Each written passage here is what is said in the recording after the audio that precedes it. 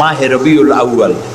এই মাসেই আল্লাহ তাআলা পাঠিয়েছিলেন বিশ্বনবী মুহাম্মদ রাসূলুল্লাহ সাল্লাল্লাহু আলাইহি ওয়াসাল্লামকে পৃথিবীর মানবতার কল্যাণের জন্য। তাকে এই পৃথিবীতে আল্লাহ তাআলা পাঠিয়েছিলেন।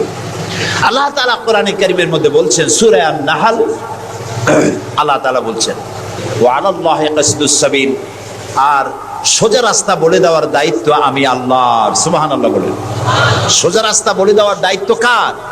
আল্লাহ তাআলা বলছেন সোজা রাস্তা বলে দেওয়ার দায়িত্ব আমার, যেখানে রয়েছে অসংখ্য বাঁকা পথ। ওয়ালাউ শাআ লাহাদাকুম আজমাইন, আর আমি যদি ইচ্ছে করতাম তাহলে গোটা বিশ্বের সমগ্র মানব মণ্ডলীকে আমি হেদায়েত করে দিতাম। এখানে প্রশ্ন ওঠে, তাহলে তিনি হেদায়েত করলেন না কেন?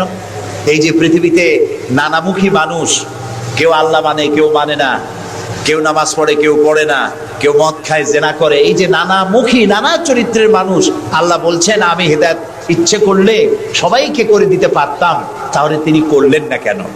এর কারণ হচ্ছে আল্লাহ তাআলা মানুষকে করেছেন সব থেকে শ্রেষ্ঠ সৃষ্টি। সৃষ্টির সেরা কারা? জোরে বলেন। আচ্ছা, সৃষ্টির সেরাই মানুষ হলো কি করে? মানুষ কি পাখির মতো উড়তে পারে? মানুষ কি চিতাবাঘের মতো দৌড়াতে পারে? মানুষ কি মাছের মতো সাঁতরাতে পারে? মানুষ কি বাঘের মতো ক্ষিপ্রতা, সিংহের মতো হিংস্রতা, সাপের মতো ক্রুদ্ধতা এগুলি মানুষের মধ্যে কি আছে? নাই। তাহলে মানুষ সৃষ্টির সেরা হলো কিভাবে? বলতে পারেন? সৃষ্টির সেরা হয়েছে তার জ্ঞানের কারণে।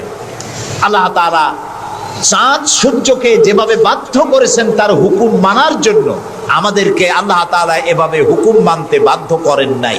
কোরআন শরীফে আল্লাহ তাআলা বলেছেন, চাঁদ, সূর্য, গ্রহ, নক্ষত্র, সৌররাজি, নবমণ্ডল, ভূমণ্ডল সবকিছু আল্লাহর আইন মানতে বাধ্য না বাধ্য নয়?